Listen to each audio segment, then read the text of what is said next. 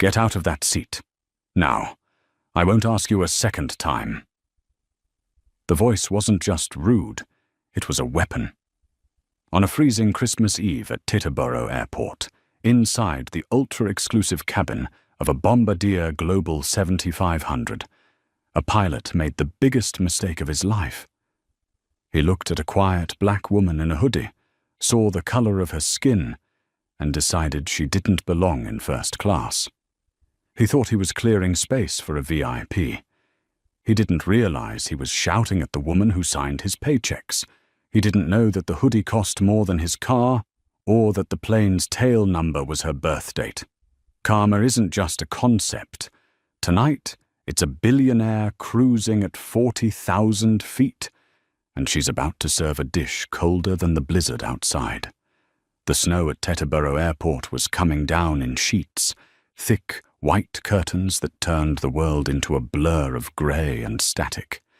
It was the kind of Christmas Eve weather that grounded commercial flights at JFK and Newark, leaving thousands stranded on plastic chairs, eating stale pretzels.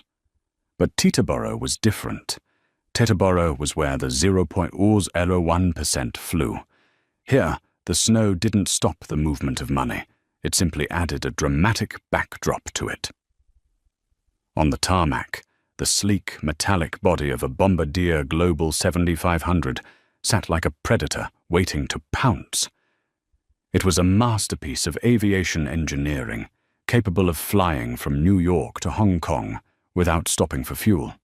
Its tail number, N12224VS, was stenciled in a subtle matte gold against the midnight blue fuselage.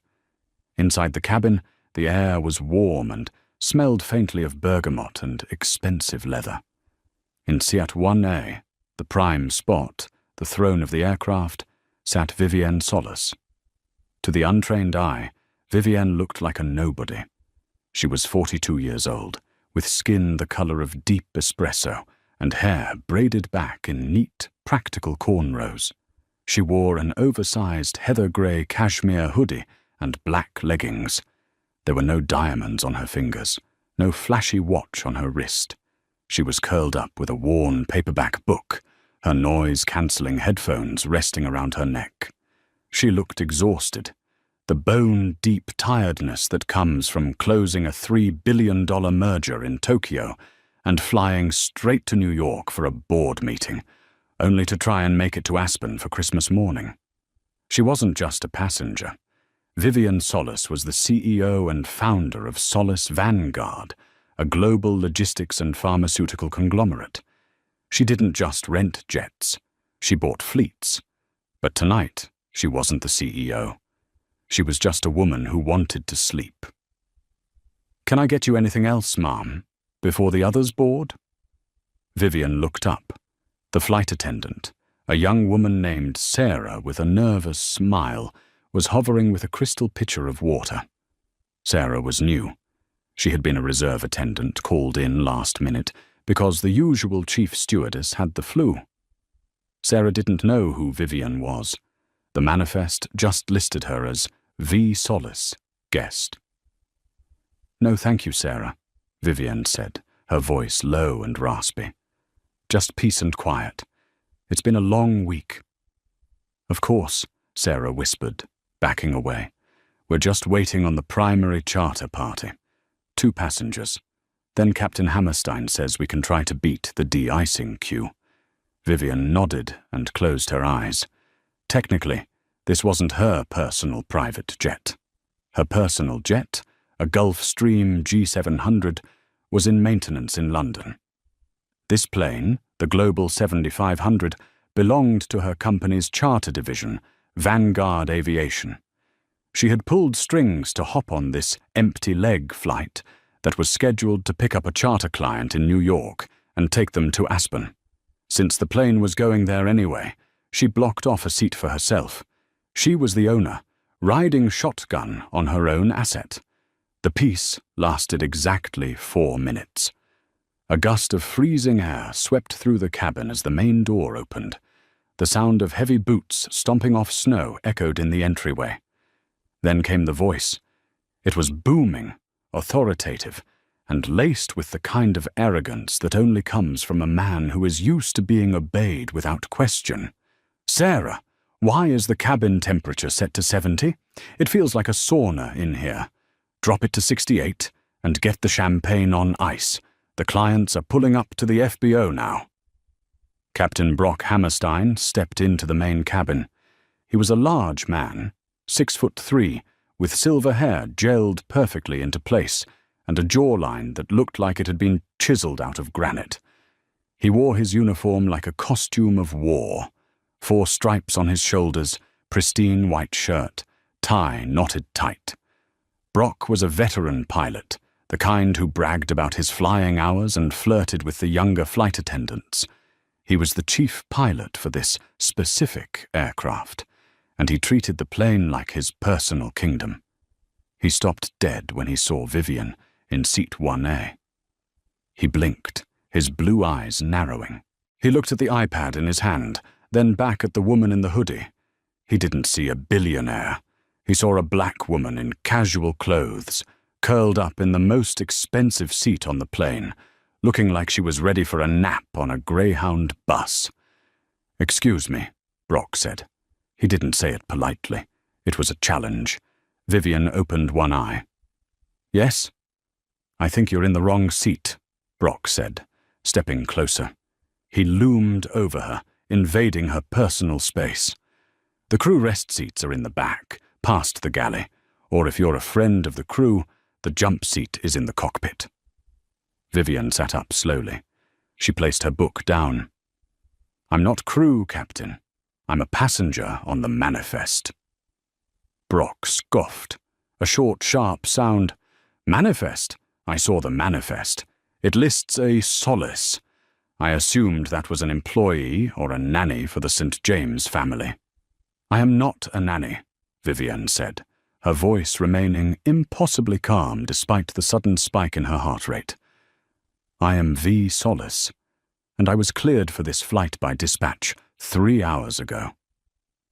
Brock looked her up and down, his lip curling in distaste. "Look, miss, I don't know what wires got crossed at dispatch, but the St. James family, Mr. Preston St. James and his fiancée Tiffany, are paying full charter price for this bird. That's $50,000 for the hop to Aspen. They expect exclusivity." "I'm aware of who is boarding," Vivian said. "There are 14 seats on this Global 7500. Surely there is room for 3 people." "It's not about room," Brock snapped, his face reddening. "It's about standards. Seat 1A is the principal seat. It's for the primary client, not for deadheaders." He used the term deadheader, an airline employee flying for free, with a sneer, but the implication was clear. He didn't think she could afford the air inside the cabin, let alone the seat. "I'm comfortable here," Vivian said, leaning back. "And since I boarded first, I'll remain here." Brock opened his mouth to shout, but the sound of high heels clacking on the air stairs stopped him. "Brocky, darling, tell me you have the heater on. My toes are positively frozen." The clients had arrived, and the storm inside the plane was about to get much worse than the one outside. Tiffany Vanderwall, soon to be St. James, entered the cabin like she was making a debutante entrance, despite the fact that the only audience was a pilot and a flight attendant. She was draped in a white fur coat that looked like it had cost the lives of several Arctic foxes. Underneath, she wore a red velvet tracksuit that was tight enough to cut off circulation. She was beautiful in a manufactured way. Fillers, extensions, and a diamond ring on her finger the size of a golf ball. Trailing behind her was Preston St. James.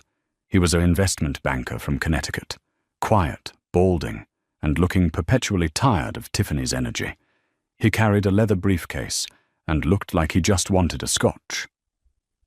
"Welcome aboard, Miss Vanderwall, Mr. St. James," Brock said, his voice instantly transforming from aggressive to syrupy sweet. He bowed his head slightly. "We're ready to go as soon as we get the de-icing truck. Sarah has the Dom Perignon 2012 chilled. Finally, Tiffany sighed, shaking the snow off her fur. She looked around the cabin, her eyes scanning the beige leather and mahogany wood. It's smaller than the Gulf Stream, Preston. I told you we should have waited for the G650. This is a Global 7500, babe. It's actually bigger, Preston mumbled, checking his phone. Tiffany ignored him. She started walking down the aisle, her eyes locked on seat 1A, the captain's seat, the seat where Vivian was sitting. Tiffany stopped. She tilted her head, confused. She looked at Vivian, then at Brock, then back at Vivian. Tiffany said, pointing a manicured finger. Who is this? Vivian didn't move. She held Tiffany's gaze. Good evening. I'm a fellow passenger. Tiffany laughed. It was a high, brittle sound. A fellow passenger? Preston, did we book a shared charter? I thought this was a private flight. Why is there a person in my seat? Brock stepped forward, puffing out his chest. He was eager to play the hero for the wealthy client. My apologies, Miss van der Waal. There seems to have been a mix-up with the dispatch office. This is an employee of the aviation company who needed a lift. I am not an employee, Vivian corrected, her voice sharpening. I am a client. She's in my seat, Tiffany whined, turning to Preston. I always sit in 1A. It has the best view and the leg rest extends further. Preston, tell her to move. Preston looked uncomfortable. He glanced at Vivian. He saw a woman who looked respectable, if underdressed. Tiff, there are plenty of seats. Just take 1B, or the divan in the back is nice. I don't want the divan. Tiffany stomped her foot. It's Christmas Eve, Preston. We paid 50 grand. I want to sit where I want to sit. And I don't want to look across the aisle at someone wearing a gym hoodie. She wrinkled her nose, as if Vivienne smelled like trash. It ruins the aesthetic. Vivienne felt a cold rage tightening in her stomach. It wasn't the first time she'd dealt with women like Tiffany. Vivian had grown up in the 9th Ward of New Orleans. She had fought her way through scholarships, Ivy League boardrooms, and hostile takeovers. She had been underestimated by men 10 times more powerful than Preston and Tiffany. But tonight, she was tired. And tonight, she owned the plane. The aesthetic? Vivian repeated. Madam, this is a mode of transport, not a photo shoot. Tiffany's jaw dropped. Excuse me? Do you know who my fiancé is? He's a partner at Goldman. Vivian almost laughed. A partner. Vivian had Goldman Sachs on speed dial. Her company paid Goldman Sachs $20 million a year in consulting fees. Captain, Tiffany snapped, turning to Brock. Get her out of my seat. Actually, get her off the plane. I don't feel safe. She looks suspicious. How do we know she's not a squatter or a terrorist? The accusation hung in the air, heavy and ugly. Sarah, the flight attendant, stepped forward, her hands trembling. Ms. van der Waal, please. Ms. Solis is on the manifest. We can't just— Quiet, Sarah, Brock barked. He turned his full attention back to Vivian. The veneer of professionalism was gone. Now, he was just a bully with a badge. You heard the client, Brock said, his voice dropping to a menacing growl. You are disrupting the flight. You are upsetting the paying passengers. I have the authority to remove anyone who poses a threat to the safety or comfort of the flight. I am a threat to neither, Vivian said. I am reading a book. You are trespassing in a premium seat, Brock lied. Now I'm going to give you 2 choices. Choice A, you get up, grab your little backpack, and you go sit in the flight attendant jump seat in the galley. It's a fold-down chair next to the toilet. You stay there, you don't speak, and you don't look at the clients. He leaned in closer, his breath smelling of coffee and mints. Or choice B, I call the Port Authority police. I tell them you're belligerent. They drag you off this plane in handcuffs, You spend Christmas Eve in a holding cell in New Jersey, and you end up on the no-fly list. What's it going to be? Vivian looked at Brock. She memorized his face. She memorized the name tag. B. Hammerstein. She looked at Tiffany, who was smirking, checking her makeup in her compact mirror, confident that the help was being taken out. Vivian had a decision to make. She could pull out her phone, call the CEO of the charter management company, who worked for her, and have Brock fired on the spot. They would never leave the tarmac. But then, she wouldn't get to Aspen. And neither would they. And more importantly, she wouldn't see just how far they were willing to go. She wanted to see the depth of their rot. She wanted to give them enough rope to hang themselves properly. She closed her book. "I'll take the jump seat," Vivian said softly. The humiliation was designed to be public. Brock stood in the aisle, arms crossed, watching like a prison warden as Vivian unbuckled her seatbelt.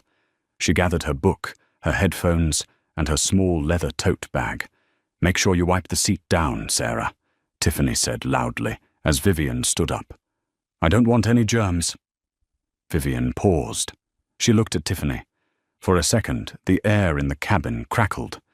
Vivian's eyes, usually warm, were now cold, hard obsidian.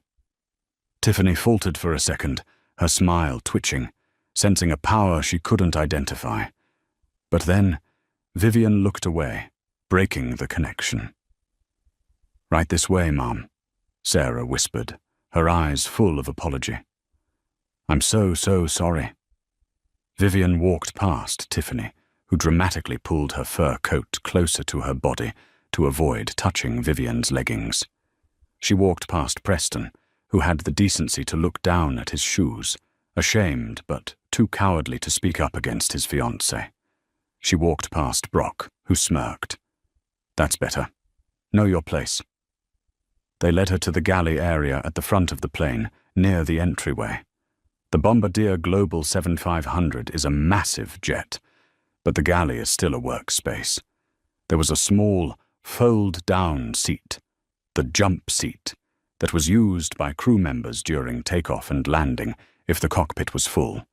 It was stiff, upright, and uncomfortable. It was situated directly across from the lavatory door and next to the coffee maker. I can get you a blanket from the crew stash," Sarah offered, her voice shaking.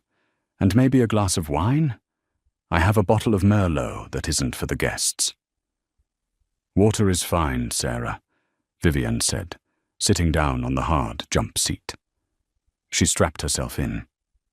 The view was terrible. She was looking at a wall of circuit breakers and the coffee machine. Through the gap in the curtain, she could see Tiffany settling into seat 1A, her seat. "Oh, this is much better," Tiffany's voice carried clearly from the main cabin. "Brocky, honey, pop that champagne. Let's get this party started before we even take off." "Coming right up, Miss Vanderwall," Brock called out, his voice jovial again. Vivian sat in the shadows of the galley. The humiliation burned, a hot coal in her chest. She was the owner of the holding company that owned this plane. She was worth $4.2 billion. She had donated wings to hospitals, and she was being treated like a stowaway next to a toilet because a pilot decided she looked wrong. She reached into a tote bag and pulled out her phone. She had no intention of calling the police. That was too small. She unlocked her phone and opened a secure app, Vanguard Ops, Executive Access. She typed in her biometric passkey. The screen loaded a live map of the world, showing every asset owned by her company. She zoomed in on Teterboro Airport. She found the pulsing blue dot, N12224, Vavues. She clicked on the aircraft icon. A menu popped up with details: fuel load, crew manifest, passenger manifest, maintenance logs. She clicked on crew manifest. Captain Brock Hammerstein. First officer David Chen. Flight attendant Sarah Miller. She clicked on employment status for Brock Hammerstein. It showed his 10-year history, his salary, which was substantial, and his notes. Vivian's thumb hovered over the screen. She could ground the plane right now. A single red flag command from her account would shut down the plane's avionics via the satellite link. It was an anti-theft measure. But the plane began to move. The engines whined as they spooled up. They were taxiing. If she stopped them now, she'd be stuck in New Jersey in a snowstorm. No, she thought. Let them fly. Let them drink my champagne. Let them think they've won. She navigated to the in-flight connectivity tab. She had admin access to the plane's Wi-Fi. She saw 2 devices connect immediately. Tiffany's iPhone 14 Pro Max, Preston's iPad. She smiled, a small, dangerous curve of her lips. She wasn't going to disconnect them. She was going to let them dig their graves deeper. From the cabin, she heard the pop of a cork. "To Aspen," Tiffany squealed. "To standards," Brock replied, his voice booming. Vivian tightened her seatbelt. The plane lurched forward, gathering speed for takeoff. The G-force pressed her into the hard, uncomfortable jump seat. She closed her eyes and began to compose an email. It wasn't to customer service. It was to the Board of Directors of Vanguard Aviation. Subject: immediate restructuring of flight operations. The flight to Aspen was 4 hours. A lot can happen in 4 hours. At 41,000 feet, the world usually looks peaceful. Above the cloud layer, the storm that had battered New Jersey was just a memory, a dark, bruised carpet stretching out below them. But inside the cabin of N-44 VS, the atmosphere was toxic. Vivian sat rigid in the jump seat. The cushion was thin, designed for short durations, not a 4-hour haul across the country. Every vibration of the aircraft hummed against her spine. Across from her, the curtain separating the galley from the main cabin was partially open, giving her a front-row seat to the luxury she was funding, but denied from enjoying. She watched Sarah, the flight attendant, rush back and forth like a nervous hummingbird. Sarah was trying her best, but Tiffany Vanderwall was an impossible passenger. "Sarah, the ice in this is melting," Tiffany's voice whined, carrying easily over the drone of the engines. "I asked for chipped ice, not cubes. Cubes dilute the vintage." "I'm sorry, Ms. Vanderwall. We don't have an ice chipper on board," Sarah explained gently. "Well, use a fork or something. God, do I have to think of everything?" Tiffany huffed. Vivian closed her eyes and took a deep breath. She was hungry. She had skipped lunch to make the flight. The smell of the catering, filet mignon with truffle butter and roasted asparagus, wafted into the galley. It was her favorite in-flight meal. She had personally approved the menu for Vanguard Aviation 3 months ago. Sarah came back into the galley, looking defeated. She saw Vivian sitting in the dark corner. "Ms. Solis," Sarah whispered, opening the oven. "I have an extra filet. The pilots ate earlier, and Mr. St. James isn't eating his. I can plate it for you?" Vivian's stomach growled, betraying her. "That would be kind, Sarah." "Thank you." Sarah nodded and began to arrange the beef on a porcelain plate. She was just drizzling the sauce when the cockpit door opened. Captain Brock Hammerstein stepped out. He had put the plane on autopilot and left the first officer, David, to monitor the instrument so he could schmooze with the clients. He saw Sarah plating the food. He saw Vivian unbuckling her seatbelt to accept the tray. "What do you think you're doing?" Brock asked, his voice low and sharp. Sarah froze. "Captain, there's an extra meal. Miss Solis hasn't eaten."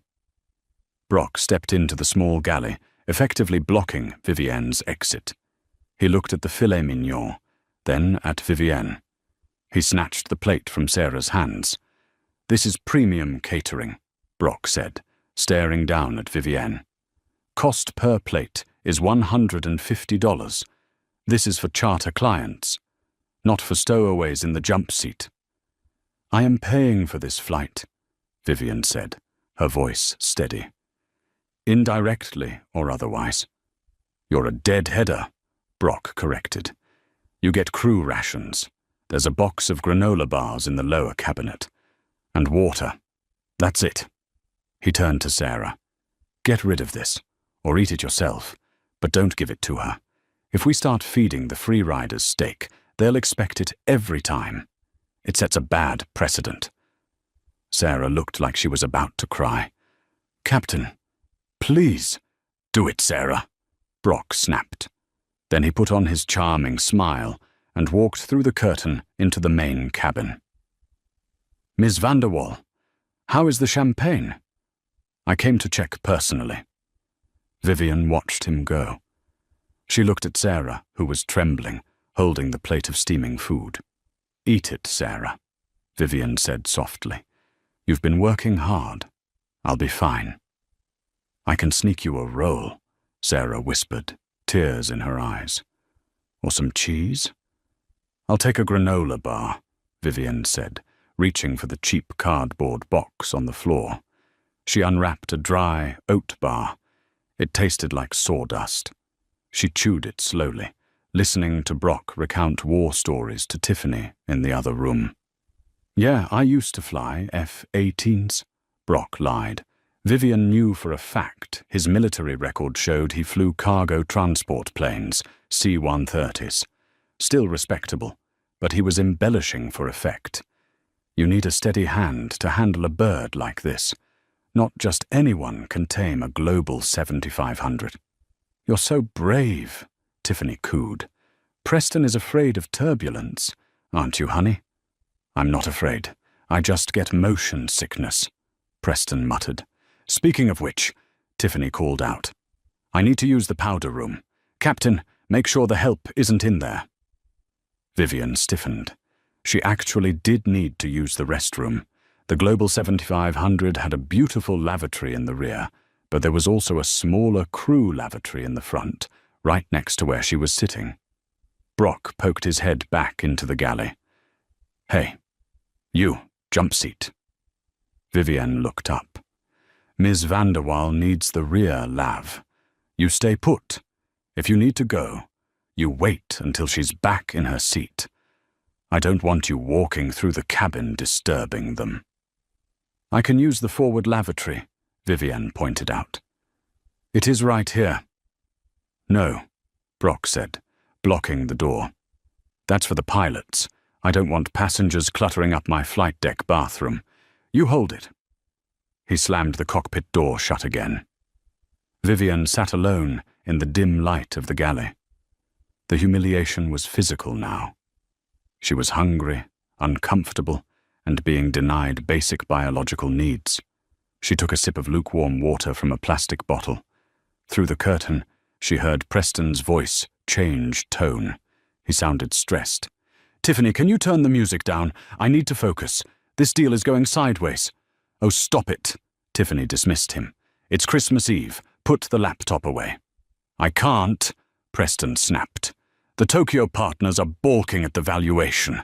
If I don't have the revised prospectus ready by the time we land in Aspen, the merger with Kyoto Pharma is dead. My partners will skin me alive. Vivian's ears pricked up. Kyoto Pharma. She knew that name. Solace Vanguard had looked into acquiring Kyoto Pharma 6 months ago. They had passed on the deal because the due diligence showed massive hidden debt in their R&D division. It was a poison pill. If Preston's firm was trying to merge with them, they were walking into a trap. What's the big deal? Tiffany asked, pouring more champagne. Just tell them it's worth whatever you say it is. It doesn't work like that, Tiff. Preston sighed. We need a logistics partner to justify the supply chain valuation. We're banking on a contract with Solace Vanguard. If we can get Solace on board, the Japanese will sign. Vivian almost choked on her granola bar. They were banking on her. They were betting their entire merger on a contract with her company, a contract that she had never seen and certainly never signed. Preston was likely puffing up the potential partnership to inflate the deal's value.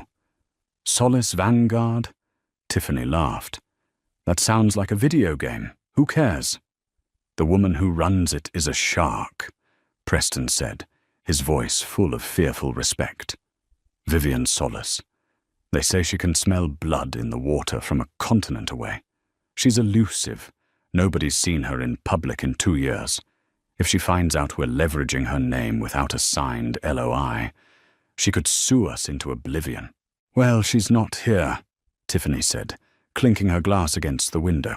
So who cares? Relax, baby. You're rich, I'm pretty, and we're flying private. Life is good. Vivian sat in the darkness, a small, terrifying smile playing on her lips.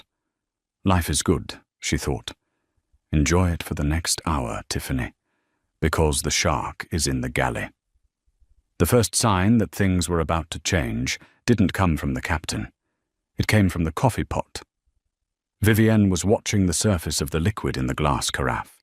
It began to tilt, first to the left, then sharply to the right. The hum of the engines changed pitch, a deep, guttural growl replacing the steady whine. They were over the Midwest now, crossing a frontal boundary where cold Canadian air was colliding with warm moisture from the Gulf. It was a recipe for clear air turbulence. CAT. Invisible, sudden, and violent. Ladies and gentlemen, Brock's voice came over the intercom, sounding slightly annoyed rather than concerned. We've got a little chop ahead. I'm going to put the seatbelt sign on. Ms. Vanderwall, you might want to sit down. Ugh, buzzkill, Tiffany groaned. Vivian heard the rustle of fabric as Tiffany flopped back into seat 1A. Then the floor dropped out. It wasn't a bump, it was a free fall. The Global 7500, a massive 50-ton machine, dropped 400 feet in 2 seconds. In the galley, everything that wasn't strapped down went airborne. The box of granola bars hit the ceiling. Sarah, who had been in the aisle, screamed and grabbed a seat back to stop from being thrown. From the main cabin, the sound of breaking glass shattered the air. The bottle of Dom Perignon had flown off the table and smashed against the bulkhead. "My dress!" Tiffany shrieked. "It's all over my fur!"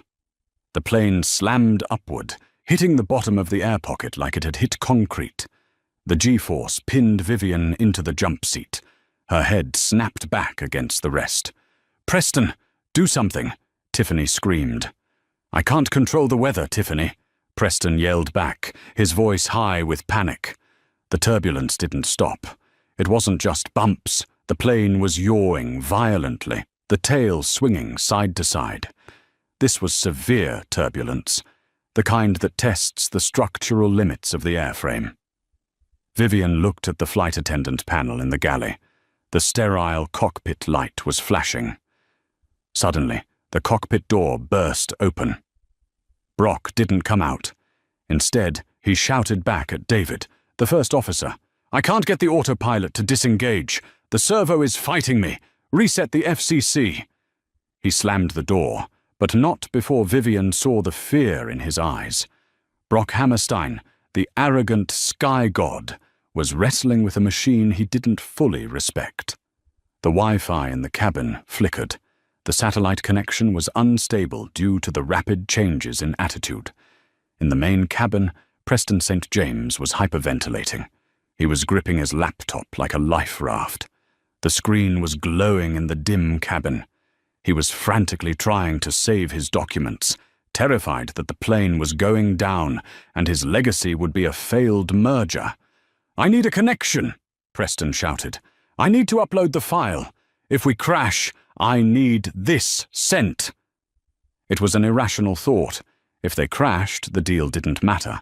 But panic makes people focus on strange things. He was trying to verify the corporate officer data for Solace Vanguard to finalize his bluff in the document. The plane gave another violent lurch, banking hard to the left. Preston's laptop slid off his tray table and skittered across the carpet, landing in the aisle right at the threshold of the galley. Preston unbuckled his seatbelt, a foolish move, and scrambled on his hands and knees to retrieve it. He crawled into the galley entryway. He grabbed the laptop. He looked up. Vivian was sitting there. She was calm. While Tiffany was screaming and Brock was shouting, Vivian sat with her hands folded in her lap, her eyes tracking the horizon line through the small galley window to anticipate the next dip. She wasn't afraid. She had flown through typhoons in the Pacific. Preston stared at her. The lighting in the galley was stark, the emergency floor track lighting casting an underglow on her face. He looked at his laptop screen. He had the Solace Vanguard corporate profile open. There was a photograph on the screen. It was a headshot from a Forbes article 3 years ago. The woman in the photo had her hair in a bun, wearing a sharp blazer. But the eyes, dark, intelligent, piercing, were identical. The cheekbones were identical. The set of the jaw was identical. Preston looked at the screen. Name: Vivian Solace. Position: founder and CEO. Net worth: $4.2 billion. He looked at the woman in the hoodie sitting on the jump seat next to the toilet. He looked back at the screen. He looked back at Vivian. The color drained from Preston's face so fast it looked like he had died. His mouth opened, working silently like a fish out of water. The turbulence shook the plane again, but Preston didn't seem to feel it. He was frozen by a much more terrifying realization. "You," Preston wheezed. "You're—" Vivian looked down at him, her expression unreadable. She didn't shout. She didn't gloat. She simply raised one eyebrow. "Mr. St. James," she said, her voice cutting through the chaos like a razor blade. "You should return to your seat. The merger with Kyoto Pharma has a hidden debt clause in subsection 4C. I wouldn't sign it if I were you, and you certainly won't be signing it with my company as a partner." Preston collapsed back onto his heels. The horror was total. He hadn't just been rude to a stranger. He had been complicit in humiliating the only person who could save his career, and worse, he was currently flying inside a metal tube that she owned. "Oh my God," Preston whispered. "Preston, get back here!" Tiffany screamed from the back. "I spilled champagne on my Prada." Preston turned his head slowly to look at his fiancée, the woman who had kicked the billionaire out of her seat, the woman who had treated Vivian Solace like a stray dog. He looked back at Vivian. I didn't know," Preston stammered. "I swear, Ms. Solace, I didn't know." "Ignorance is not a defense, Mr. St. James," Vivian said coldly. "It is merely a liability. Now buckle up. Captain Hammerstein is about to drop us another 2,000 feet to find smooth air. He's heavy-handed on the yoke." As if on cue, the nose of the plane dipped aggressively. Preston scrambled back to his seat, terrified, clutching his laptop to his chest as if it were a bomb. He strapped himself in next to Tiffany. He was shaking violently. "What is wrong with you?" Tiffany snapped, dabbing at her velvet tracksuit with a napkin. "You look like you've seen a ghost." Preston stared straight ahead, his eyes wide and unblinking. "Worse," Preston whispered, his voice cracking. "I just saw the landlord." "What?" Tiffany asked, confused. "Shut up, Tiffany," Preston hissed, a newfound intensity in his voice. "Just, for the love of God, shut up." Up in the cockpit, the radio crackled. N224 VS, this is Denver Center. The air traffic controller's voice came through. "We have a pilot report of smooth air at flight level 360. Descend and maintain 360.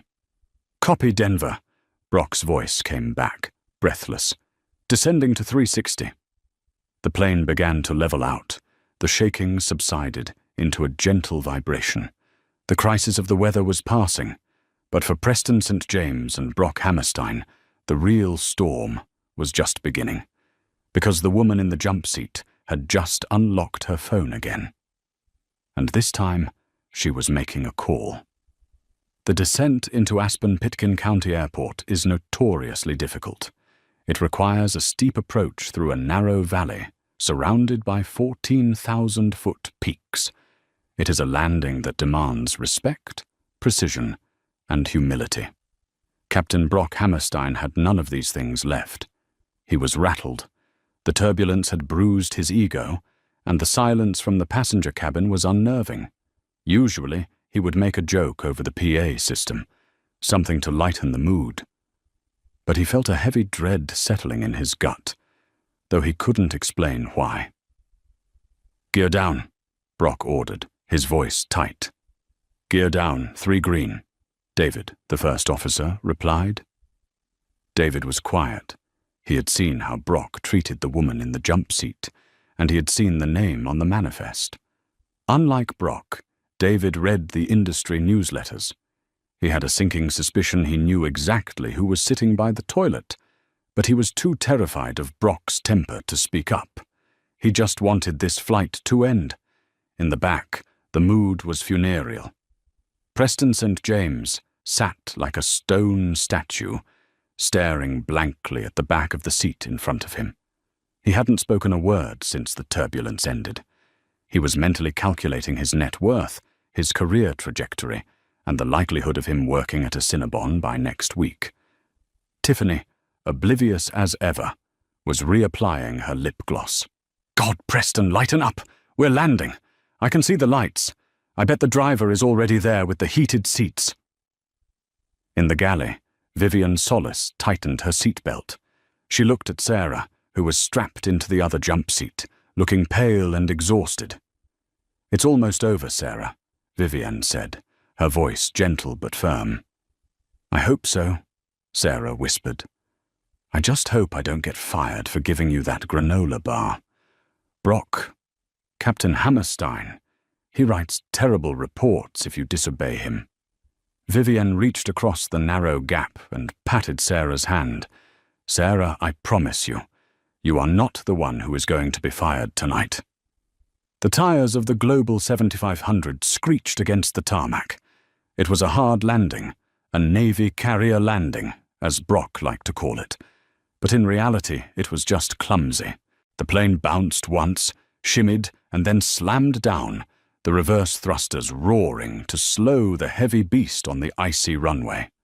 They taxied toward the private aviation terminal, FBO. Usually the ramp is quiet at night, but tonight the tarmac was bathed in flashing red and blue lights. "What is that?" Brock muttered, squinting through the cockpit windshield. "Accident on the ramp?" As he turned the nose of the jet toward their parking spot, the scene became clear. It wasn't an accident. 3 black SUVs with the Vanguard Global Security logo were parked in a phalanx. Beside them were 2 Aspen police cruisers, and standing right in the center, waiting for the engines to cut, was a tall man in a heavy wool coat. Brock recognized him. It was Arthur Pendleton, the director of flight operations for Vanguard Aviation, the man who was technically Brock's boss's boss. He was based in Chicago. Why was he standing on a freezing runway in Aspen on Christmas Eve? "What the hell?" Brock whispered. "Why is Pendleton here?" "Maybe he's here for the VIPs," David suggested weakly. Brock parked the plane. He ran the shutdown checklist with trembling hands. Yeah, that must be it. The St. James family must be bigger fish than I thought. Pendleton probably came to personally greet them to secure the contract. Brock stood up, adjusted his tie, and put his cap on. He put on his captain smile. He was going to walk out there, shake Pendleton's hand, and introduce the clients. He opened the cockpit door. "Ladies and gentlemen, welcome to Aspen," Brock announced, stepping into the cabin. "Please remain seated until we open the main door." He looked at Vivian in the jump seat. "You, stay put. Do not move until the clients are off the plane. I don't want them seeing you." Vivian didn't answer. She just unbuckled her belt. The main cabin door opened. The cold mountain air rushed in. Brock stepped out onto the stairs, a wide grin on his face. He waved at Arthur Pendleton. "Director Pendleton, what a surprise. Merry Christmas, sir. We had a bit of chop, but I brought her in smooth as silk." Arthur Pendleton didn't smile. He didn't wave. He stood with his hands in his pockets, his face like a thundercloud. Beside him, 2 police officers stepped forward. "Captain Brock Hammerstein?" one of the officers asked. "Yes?" Brock's smile faltered. "Please step down slowly. Keep your hands visible." "What? Is this a joke?" Brock laughed nervously. "I'm the pilot. Step down. Now," Pendleton barked. His voice was not the voice of a colleague. It was the voice of an executioner. Brock walked down the stairs, confused. As soon as his feet hit the tarmac, the officers moved in. They didn't handcuff him immediately, but they flanked him, blocking his path. "What is going on?" Brock demanded. "I have clients on board." "You have the owner on board, you moron!" Pendleton spat. Brock froze. "What?" At that moment, Tiffany and Preston emerged at the top of the stairs. Tiffany was waving. "Hello! Hello, Aspen!" She stopped when she saw the police. Then, behind them, a figure emerged from the shadows of the galley. Vivian Solis stepped past Preston, past Tiffany, and stood at the top of the stairs. She pulled her hood down. The wind caught her braids. She stood tall, looking down at the tarmac like a queen surveying a battlefield. Arthur Pendleton, the director of operations, immediately snapped to attention. He walked past Brock, ignoring him completely, and approached the bottom of the stairs. He extended a hand. "Ms. Solis," Pendleton said, his voice full of deference. "I received your message from the air. I mobilized the local team immediately. I apologize deeply for the delay in your arrival." Vivian walked down the stairs, ignoring the hand. She stood toe-to-toe with Brock Hammerstein. "You," Brock whispered. His eyes darted from her face to the tail number of the plane. Ento 2224 VS. VS Vivian Solis. The realization hit him with the force of a freight train. He had ordered the owner of the jet to sit by the toilet. He had denied her food. He had threatened to arrest her. "I gave you a choice, Captain," Vivian said, her voice carrying over the wind. "I told you I was a passenger. You chose to treat me like cargo." I didn't know," Brock stammered, sweat freezing on his forehead. "If I had known..." "If you had known I was a billionaire, you would have treated me with respect?" Vivian asked softly. "That is exactly the problem, Mr. Hammerstein. Your character is not defined by how you treat the people who sign your checks. It is defined by how you treat the people who serve your coffee." She turned to the police officer. "Officer, this man threatened a passenger with false arrest and intimidation during a federal flight. I would like to file a formal complaint. Furthermore, he is trespassing." "Trespassing?" Brock squeaked. "This is my plane," Vivian said. "You were terminated exactly 45 minutes ago, over Kansas. You are no longer an employee of Vanguard Aviation. Therefore, you are unauthorized personnel on the tarmac." "Ms. Solis, please," Brock begged, reaching out. "It's Christmas. I have a mortgage." "And I have standards," Vivian said coldly. "Get him out of my sight." The police escorted a weeping Brock Hammerstein toward the terminal building. The drama was far from over. Tiffany Vanderwall was standing on the tarmac, shivering in her fur, her mouth agape. She looked at Preston. "Preston, why is the pilot getting arrested? And why is the help talking to the police?"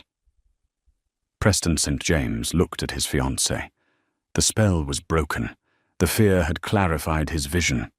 He looked at Tiffany, vain, cruel, and shallow. And then he looked at Vivian Solis, a woman of immense power who had endured their insults with a quiet dignity he couldn't comprehend. "She's not the help, Tiffany," Preston said, his voice dead. "She's Vivian Solace. She owns Solace Vanguard. She owns this plane. She owns the company I was trying to merge with." Tiffany's eyes went wide. She turned to Vivian, putting on her most dazzling fake smile. Oh my goodness," Tiffany squealed, stepping forward. "Ms. Solace, I had no idea. We were just joking around up there. You know how it is. Travel stress. I love your hoodie, by the way. Is that Balenciaga?" Vivian didn't even look at her. She spoke to the air. "Mr. St. James." Preston flinched. "Yes, Ms. Solace?" "I will be calling the board of Kyoto Pharma in the morning," Vivian said. "I will inform them that any partnership with your firm is a liability to their brand. I don't do business with people who lack basic empathy. If you can't manage your manners, you certainly can't manage a merger." Preston nodded slowly. He knew it was over. His career, the deal, the bonus, gone. "And as for you, Miss Vanderwall," Vivian finally turned to face Tiffany, "you are banned from Vanguard Aviation. Forever. You can find your own way home. I believe the Greyhound bus station is in Glenwood Springs. It's a 2-hour drive." "You can't do that," Tiffany shrieked. "We paid for a round trip." "Refunded," Vivian said. "My accounting team processed it while we were taxiing. Now get off my ramp."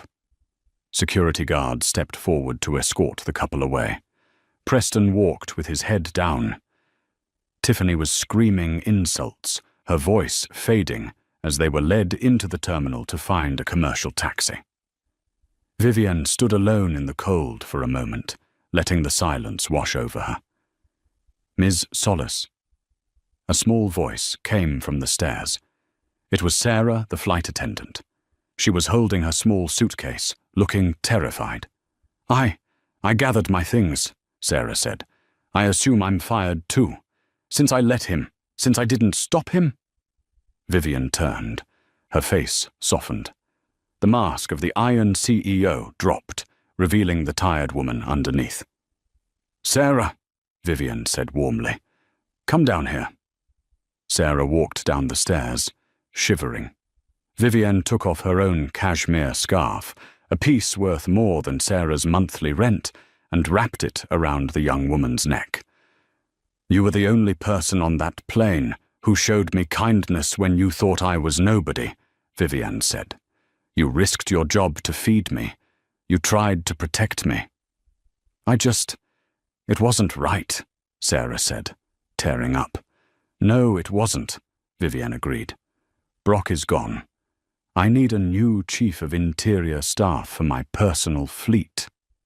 Not the charter fleet. My fleet. The Gulfstream G700 in London needs a head stewardess. The pay is triple what you're making now, and you never have to deal with people like Tiffany Vanderwall again." Sarah's jaw dropped. "Me? But I'm so new." "You have integrity," Vivian said. "I can train skills. I can't train a good heart. Do you want the job?" Yes, Mrs. Solace. "Thank you." "Good. Now get in the SUV. It's freezing out here, and I still haven't had that filet mignon." Vivian Solace turned and walked toward the lead SUV. The driver opened the door. She didn't look back at the plane. She didn't look back at the terminal where Brock was pleading his case to a police officer. She just got in the car. The engine purred. Karma had landed, and it had perfect timing. And that is the story of how a pilot lost his career, a banker lost his deal, and a billionaire taught everyone a lesson about judging a book by its cover. It's a brutal reminder. Be kind to everyone, because you never know who you're talking to. The person in the hoodie might just own the plane. What would you have done if you were Vivienne? Would you have revealed yourself earlier, or would you have waited until the end, like she did, to see their true colors? Let me know in the comments below. If you enjoyed this story of high-flying justice, please smash that like button. It really helps the channel grow. And don't forget to subscribe and hit the bell notification so you never miss a new story. Thanks for watching, and I'll see you in the next one.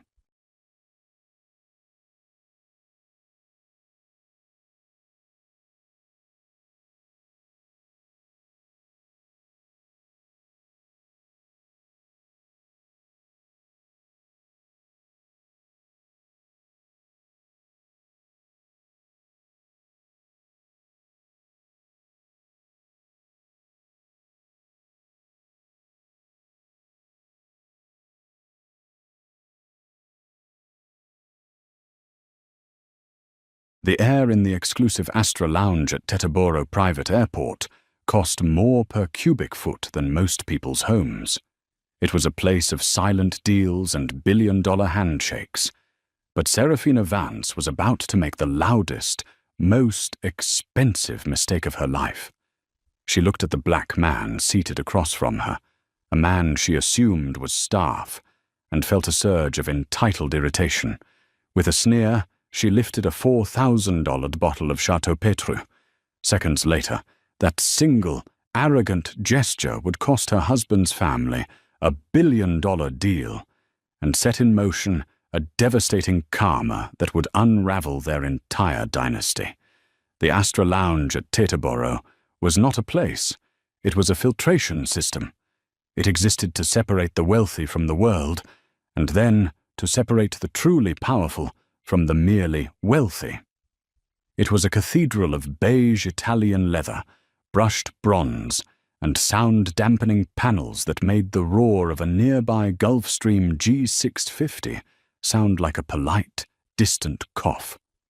Serafina Vance, heiress to the Donovan global empire and wife of billionaire financier Marcus Vance, sat slumped in a suede armchair, ignoring the perfectly frothed cappuccino a near-silent attendant had placed beside her. She was bored, and when Serafina was bored, she became cruel. "Marcus, for God's sake, stop pacing," she snapped. Her voice, a low, bored drawl honed by generations of boarding schools, cut through the room's expensive hush. "You're making my skin itch. You look like a valet trying to find a misplaced car." Marcus Vance III, a man who looked perpetually stressed despite his $10,000 Brioni suit, did not stop pacing. He ran a hand through his thinning, sandy-colored hair. "It's not just a deal, Serafina. It's the deal, the Ethelred capital injection. It's $1 billion. It's—" He paused, lowering his voice. "It's everything.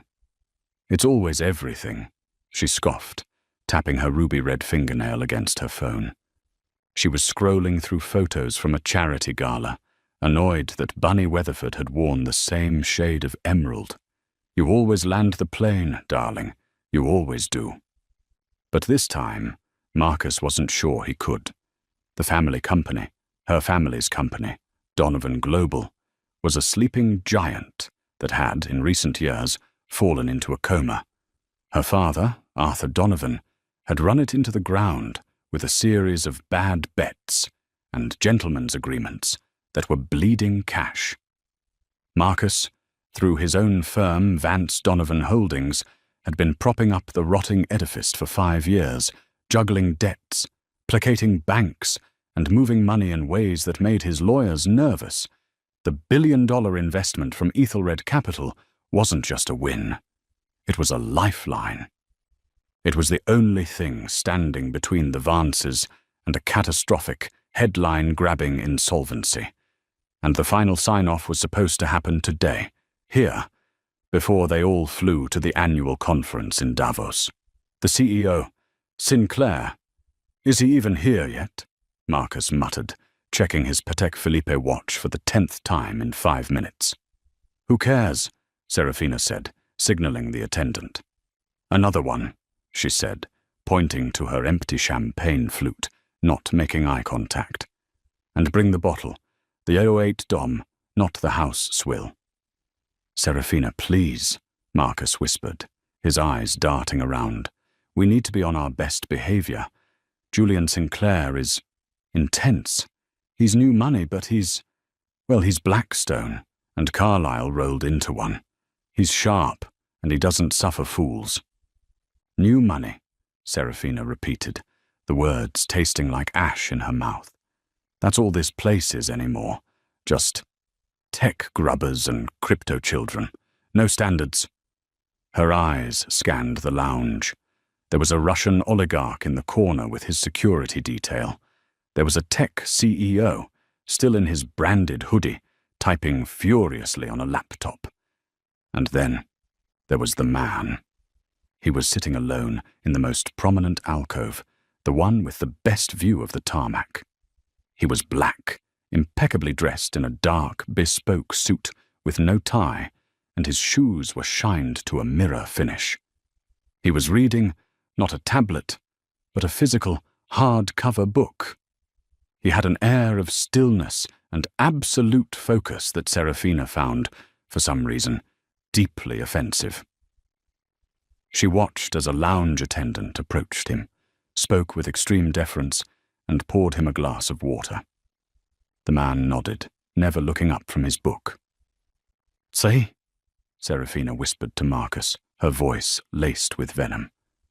"They let anyone in here now. I'm sure he has a very important job. Probably playing basketball, or perhaps he's a pilot. They're letting them fly the planes now, you know." Marcus glanced over, winced, and turned away. "Sarah, for the love of God, stop it. That's probably his new G700 out there. He could buy and sell us 10 times over." "Don't be ridiculous," she sneered. "He's probably some rapper's assistant. Or maybe he's on your mystery guest's team.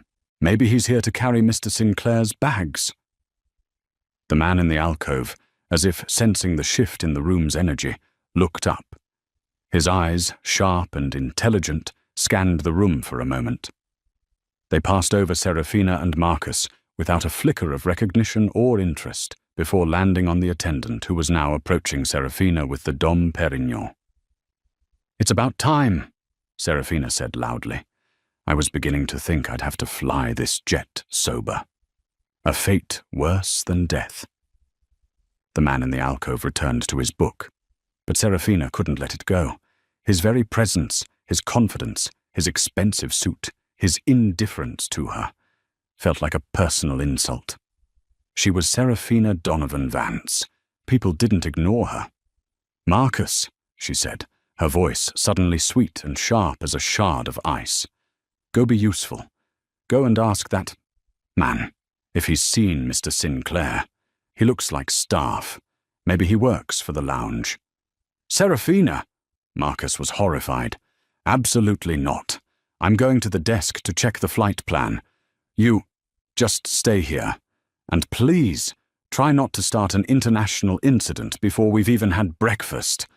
He hurried away, his shoulders tense. Serafina watched him go with contempt. He was weak. Her father was weak. They were all weak. She was the only one who still understood what their name meant. She took a long, deep sip of the champagne. The alcohol hit her empty stomach, fueling the small, cold fire of her resentment. She looked back at the man. He was on his phone now, speaking in low, measured tones. "Yes, the due diligence is complete," he said, his voice a calm, smooth baritone. "The Donovan Global books are a mess. The fraud is deep. No, I'm not backing out. I'm counting on it." Serafina's ears perked up. Donovan Global? She watched, her eyes narrowing. Who was this man, and what was he saying about her family's company? The champagne, which was supposed to soothe her, was having the opposite effect. It was mixing with her innate entitlement and the stress of the impending deal to create a volatile, dangerous compound. Serafina stood up, her Hermes Birkin bag swinging from her arm. She felt a familiar, ugly thrill. She was going to put this man in his place. She glided across the thick carpet, her heels sinking slightly with each step, and stopped directly in front of his alcove. The man, Julian Sinclair looked up slowly from his phone. He didn't look startled, or intimidated, or even particularly interested. He simply looked expectant, like a scientist observing a new and predictable specimen. "Excuse me," Serafina said, her voice dripping with artificial politeness. "Yes?" His voice was even, deep, and held no trace of servitude. This annoyed her further. "I overheard you," she said, gesturing vaguely with her champagne flute. "You were speaking about a company, Donovan Global." Julian's expression didn't change. "That's correct. It was a private conversation." "My family is Donovan Global," she announced, as if presenting a royal decree.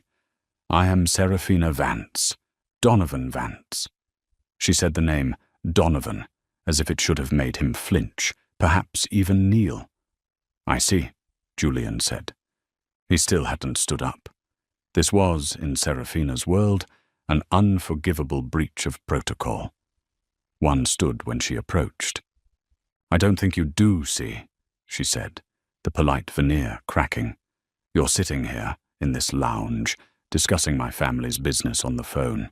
Who are you? Are you on Mr. Sinclair's team? Are you his legal counsel?" She looked him up and down. His bodyguard, perhaps? The racist implication hung in the air, thick and toxic as jet fuel. Julian Sinclair finally, slowly, rose to his feet. He was tall, over 6'3", and he seemed to dwarf Serafina and the alcove itself. His suit, she now realized, wasn't just expensive, it was Savile Row, bespoke, and probably cost more than her outfit. His watch wasn't flashy, but she recognized the subtle face of a Patek Philippe Calatrava. "Ma'am," he said, and the word ma'am felt like an insult. "You are mistaken. I am not on anyone's team, and I suggest you lower your voice." "Lower my—" Serafina was incredulous. "Do you have any idea who I am? My husband and I are in the middle of a major negotiation with Ethelred Capital.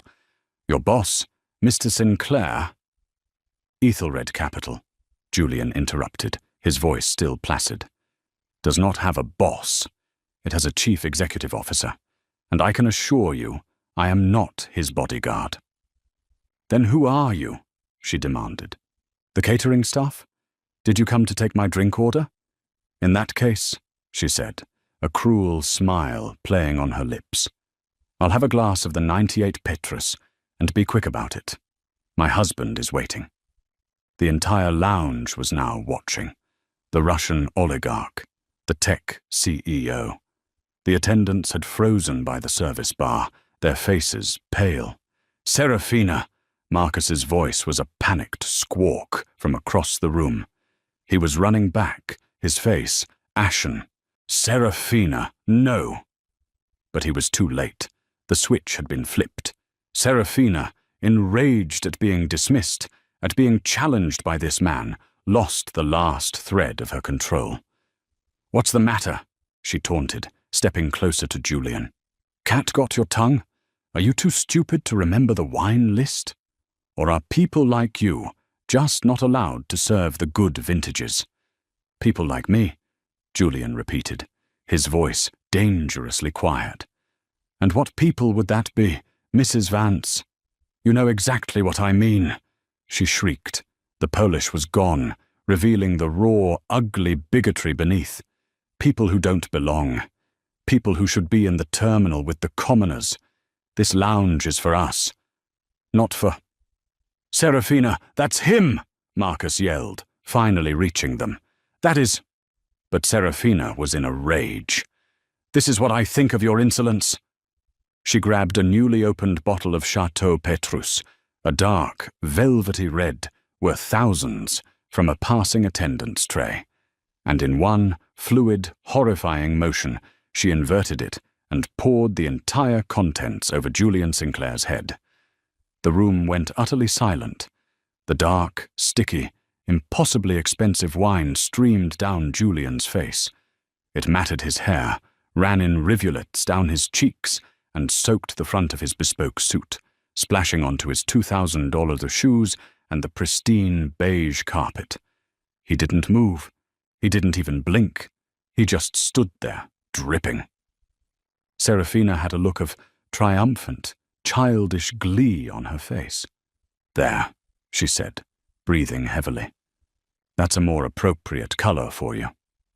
Marcus Vance looked like he was having a heart attack. His mouth opened and closed, but no sound came out. He stared at his wife, then at the wine-soaked man, then back at his wife. Finally, he found his voice. It was a strangled whisper. "Serafina, you idiot. You stupid, stupid woman." "What?" she said, turning to him, still giddy. "He deserved it, Marcus." "That." Marcus pointed a trembling finger at the man who was now calmly pulling a white silk handkerchief from his pocket and dabbing at his face. "That is Julian Sinclair, the CEO of Ethelred Capital." The silence that followed Marcus's words was not the polite, expensive hush of before.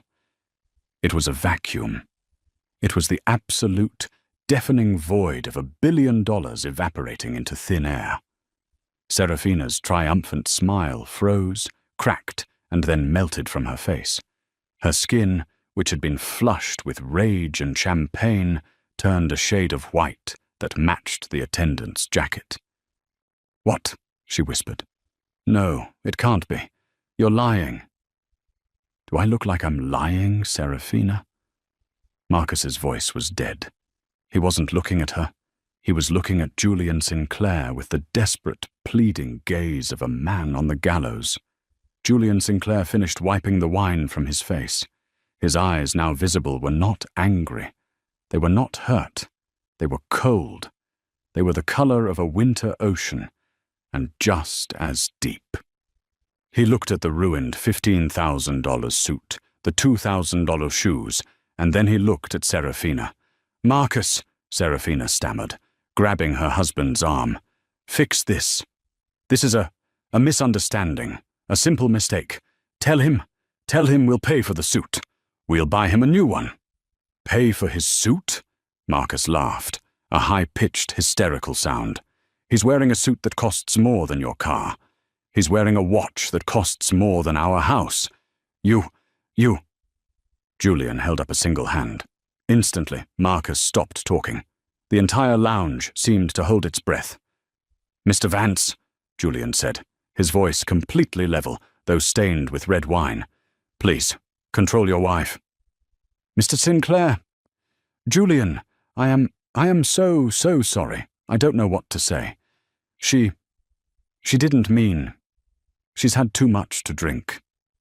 "She knew exactly what she was doing," Julian said, his gaze shifting back to Serafina. "She just didn't know who she was doing it to. That's the part that bothers her. Not the act. The consequence." He took a step toward Serafina. She, for the first time in her life, took an instinctive step back. She had never been looked at like this, not as a woman or a prize or a boss, but as something to be analyzed, something to be liquidated. "You called me staff," he said, his voice a quiet rumble. "You called me a bodyguard. You insinuated I was a pilot. Then you asked me to fetch your wine. You called me stupid. You used a racial slur, and then you assaulted me." He ticked each point off on his fingers, his hand stained with the 1998. "Petrus, I... Serafina stammered. The arrogance was gone, replaced by a dawning animal panic. "Mr. Sinclair, please," Marcus begged, stepping between them. "This deal, it's vital to both of us. Let's not let a personal matter." "A personal matter?"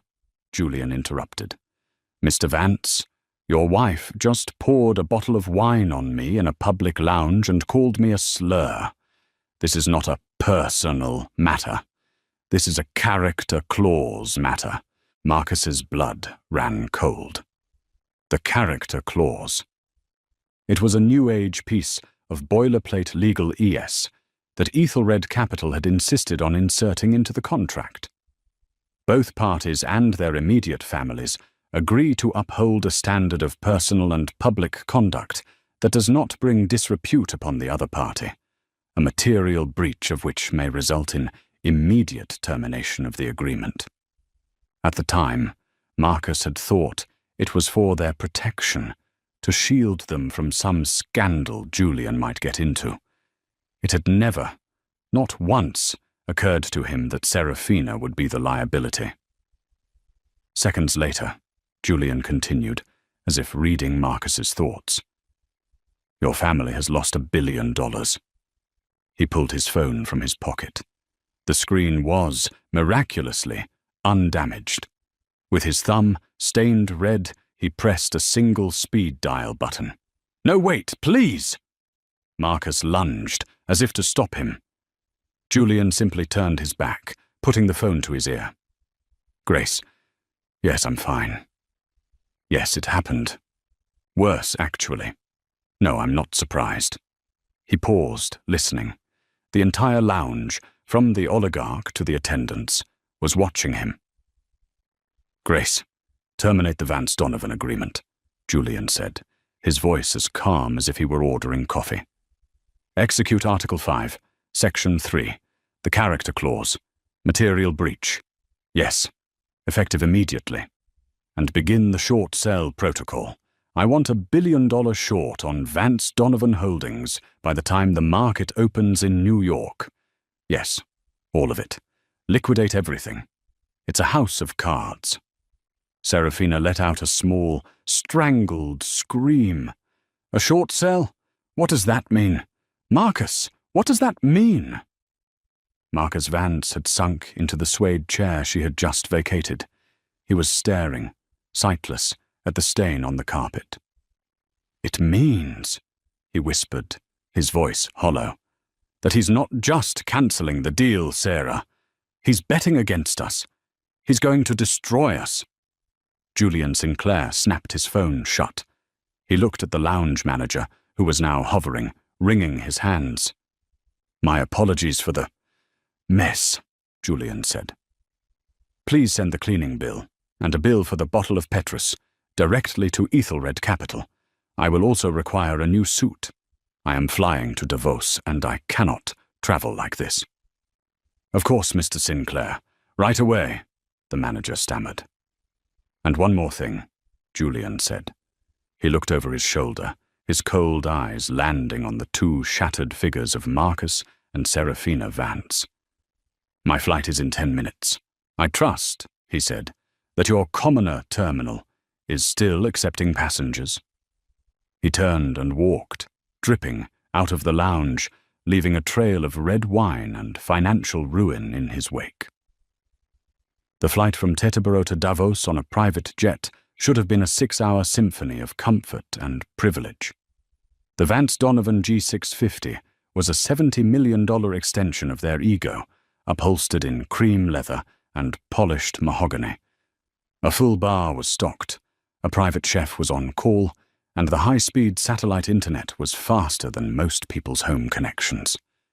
Today, it felt like a coffin. For the first hour, neither Marcus nor Serafina spoke. The plane climbed to 45,000 feet, slicing through the thin, cold air above the Atlantic. The flight attendant, a young woman named Chloe, had been with them for years. She knew Serafina's moods. She saw the look on Marcus's face, a grey, vacant terror she had never seen before, and the red, puffy-eyed rage on Serafina's. Mrs. Vance? Mr. Vance? Can I get you anything? A drink? Chloe asked tentatively. Get out, Serafina whispered, her voice like gravel. Ma'am? I said get out, Serafina screamed, grabbing a heavy crystal tumbler and hurling it at the bulkhead. It shattered, spraying ice and scotch across the cabin. Go to the cockpit. Just leave us alone. Chloe fled, locking the cabin door behind her. The silence that returned was heavier this time, broken only by the hum of the engines and Serafina's ragged breathing. Finally, Marcus spoke. His voice was unrecognizable. It was small, weak, and filed down to a nub. Do you have any idea? Any idea at all? What you have done? It was a mistake, Serafina cried, the tears she had been holding back finally coming. These were not tears of remorse, they were tears of frustration. How was I supposed to know who he was? He was just sitting there. He was rude to me. You saw it. He wasn't rude, Serafina, Marcus said, not even looking at her. He was staring out the window at the dark, curving edge of the earth. He was existing, and you couldn't stand it. You couldn't stand that a black man was in your lounge, in your space, and wasn't there to serve you. That's not true, isn't it? Marcus finally turned to her, and his eyes were as cold as Julian Sinclair's had been. How many times, Sarah? How many times have I told you to bite your tongue? The incident at the Amphar Gala with the Qatari ambassador. The time you called that reporter from Vanity Fair a tub of lard to her face. The staffing issues at every club we've ever belonged to. Your opinions were a charming eccentricity when we were on top. Now, they're a liability. Today they were a tactical nuclear weapon. You're blaming me? She shrieked. You're the one who was so desperate for this deal. You're the one who's been failing. You're the one who couldn't keep our finances in order. If you were half the man my father is, your father.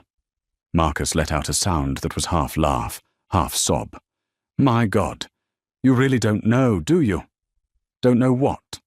Why we needed this deal, Serafina. Why it was everything. Marcus leaned forward, his hands clasped so tightly his knuckles were white. It wasn't an investment. It wasn't expansion capital. It was a bailout. Serafina's mouth went dry. A bailout? Donovan Global, your father's legacy.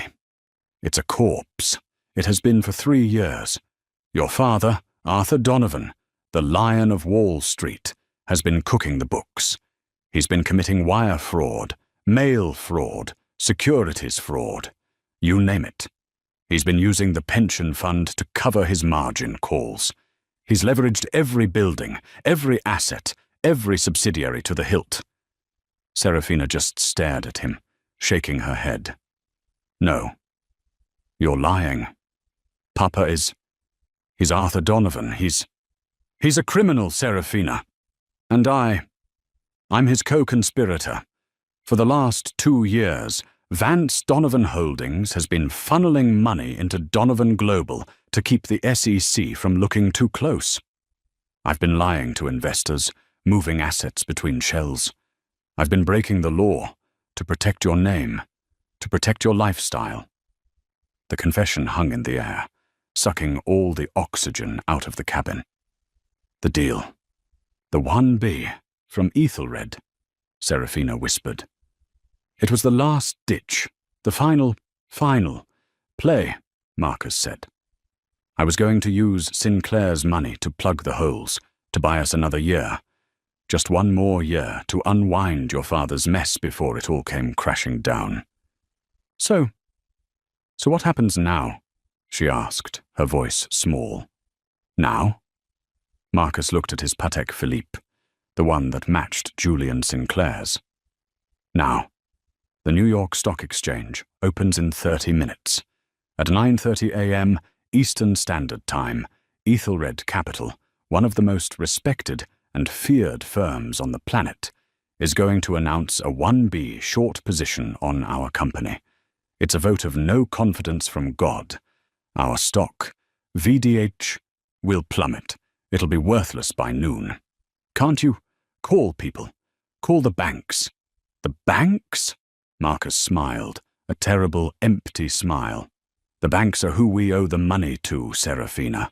The moment our stock hits the trigger price, which it will, probably by 9:31 a.m., the covenants on our loans will be breached. The banks won't just ask for their money. They'll seize it. They will seize everything. He pointed around the cabin. This plane, it's gone. The house in the Hamptons, gone. The penthouse on Park Avenue, gone. Your jewelry, your cars, your horses, your 300-pair collection of designer shoes. Gone. All of it. Serafina looked down at the 12-carat diamond on her finger. Yes, Marcus said, seeing her gaze. That too. The reality of it was too vast to comprehend. It was like trying to understand the size of the ocean by looking at a glass of water. So we're poor, she said, the word feeling alien and disgusting on her tongue. We are beyond poor, Serafina, Marcus said, leaning his head back against the seat and closing his eyes. We are liabilities. We are social lepers. We are the people we used to laugh at. We are nothing. But my father, Donovan Global. Your father, Marcus interrupted, will likely be arrested by the time we land in Switzerland. Julian Sinclair, he's not just a businessman. He's a killer. He wouldn't just cancel the deal. He wouldn't just short the stock. He would scorch the earth. He's probably on the phone with the Wall Street Journal right now. Or worse, the SEC. He's probably handing them all of our due diligence as we speak. All the fraud. My fraud. Serafina's breath hitched. You said you committed fraud too, for my father. Yes, Marcus said, his eyes still closed. Yes, I did. So, you're going to be arrested too? Marcus Vance finally opened his eyes. They were dead. Yes, Serafina. When we land, your father will go to prison, and so will I. But what about me? She cried, the true selfish terror finally breaking through. What happens to me? Marcus just looked at her. He didn't have an answer. For the first time, he didn't have the desire to have an answer. You, he said, will have to fly coach. The unraveling didn't happen all at once. It happened in a series of swift, brutal, and humiliating cuts. When they landed at the private airstrip in Geneva, there was no black Mercedes S-Class waiting for them. There was no diplomatic escort. Instead, there were two grim-faced Swiss police officers standing on the tarmac. Mr. Marcus Vance? One said. Yes, Marcus said, his voice a resignation. We have a request from the U.S. Securities and Exchange Commission and the Department of Justice, Southern District of New York. You are to be detained pending an extradition hearing. Please come with us. Wait, Serafina cried, grabbing his arm. You can't. He's... Marcus, tell them who we are. Marcus gave her one last look. It was a look of pure, unadulterated pity, and it was the last time she would ever see him as a free man. It's over, Sarah, he said, and let the officers lead him away. Serafina was left standing on the tarmac, her Birkin bag in one hand, her passport in the other. The G6-150's pilots, who had just received a text from their parent company, Signature Aviation, informed her that the jet was being seized by creditors. She was not allowed back on board. Not even to get her lipstick. She was forced to take a taxi to the hotel, the lavish La Réserve, where they had a standing presidential suite. She walked into the marble lobby, a vision of disheveled fury. Serafina Vance, she snapped at the concierge. The key for the presidential suite, now. The concierge, a man named Jean-Pierre, did not move. He had a pained expression on his face. Madame Vance, I am so sorry. There appears to be a problem with your card. A problem? What problem? That's the Amex Centurion. It doesn't have a problem. Run it again. I have, madam. 4 times. It is declined. Declined? Serafina's voice went up an octave. That's impossible. Try this one. She threw a platinum visa at him. Declined. This one. A gold MasterCard. Declined. Every line of credit, every bank account, every financial instrument tied to the Vance Donovan name had been frozen, seized, or liquidated. Madame, Jean-Pierre said, his voice dropping. "The hotel has been instructed by our corporate office. Your reservation has been cancelled. We are fully booked." "Fully booked?" Serafina looked around the empty, cavernous lobby. "You're kicking me out?" "There is an incident," he said, gesturing to the television over the bar. Serafina turned, and her world fell apart. It was a live feed from CNBC. The ticker at the bottom of the screen was a sea of red. But the main story, the only story, was a high-resolution photo of her, in the lounge, her face twisted in a mask of rage, pouring a bottle of wine, and next to it, a picture of Julian Sinclair, dripping. The headline read, "The Billion-Dollar Bigot, How Serafina, Vance's Racist Rant, Took Down a 10B Empire." The story was everywhere. The Wall Street Journal, the New York Times, Page 6, the Daily Mail. The video, which someone in the lounge had of course filmed, was the #1 trending video on YouTube, Twitter, and TikTok. It had a name, the Teterboro Toss. She was, in the span of 6 hours, the most hated woman in the world. Her phone, which had been silent on the plane, lit up. Not with messages of support, but with Schadenfreude. Bunny Weatherford. "Sarah, darling, just saw the news. Utterly horrifying. I can't believe you'd wear that dress with those shoes. Let me know if you need anything. Not money, obviously."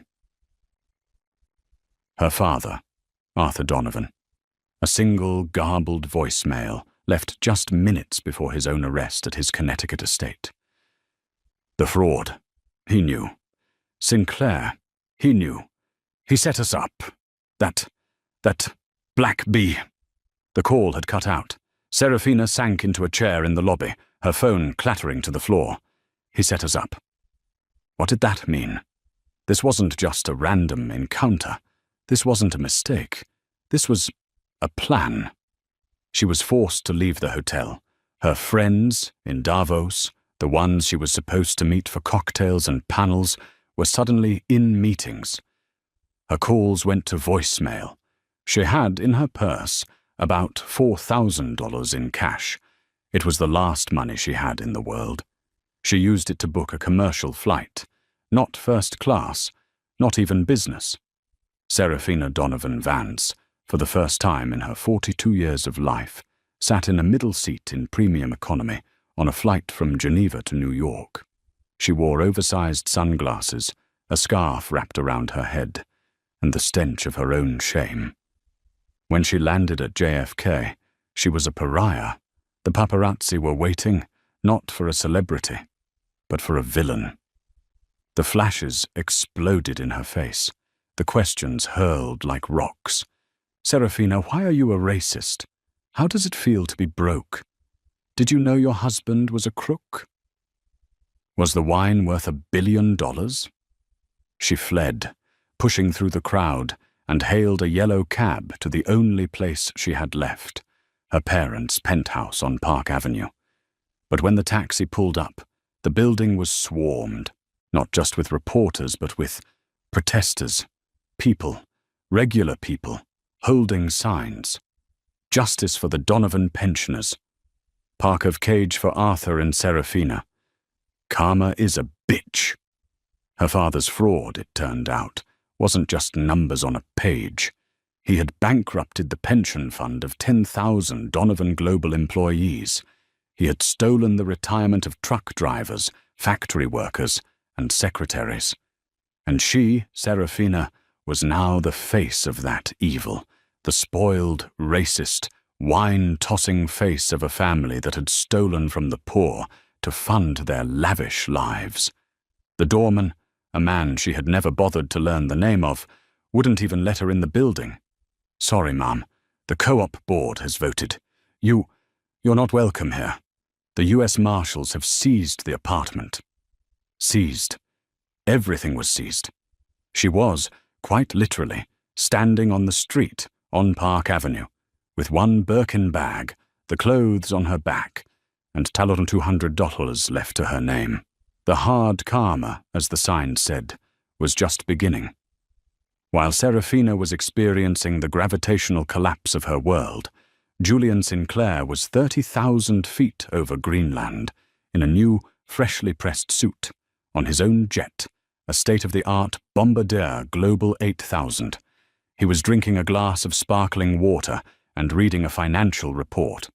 His assistant, Grace, a sharp woman in her late 30s, walked in from the forward cabin. "The VDH stock," she said, "is trading at 0.18 cents. It's been delisted. Our short position has cleared. Well, it's a very big number, Julian." "Good," he said, not looking up. "The SEC has Arthur Donovan. The SDNY has Marcus Vance. The press has Serafina Vance.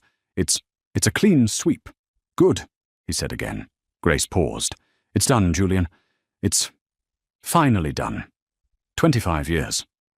Julian Sinclair finally closed the report and looked up at her. The cold corporate mask was gone. His eyes were sad. They were the eyes of a man who had just finished a marathon he never wanted to run. 25 years, he repeated. "Do you think he'd be proud, Grace?" "He would be," she said softly. "Your father would be astounded." This is the twist. This is the part of the story they don't tell you on CNBC. Julian Sinclair was not new money. He was, in fact, old money that had been stolen.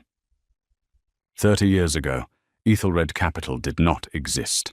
There was only Thomas Sinclair, a brilliant, ambitious, and unfailingly moral man, a black man who had broken every barrier, earning his MBA from Wharton and rising to become the chief financial officer of a company called Donovan Global. Thomas Sinclair was the financial wizard. Arthur Donovan was the face, the hard-drinking, back-slapping lion who took all the credit.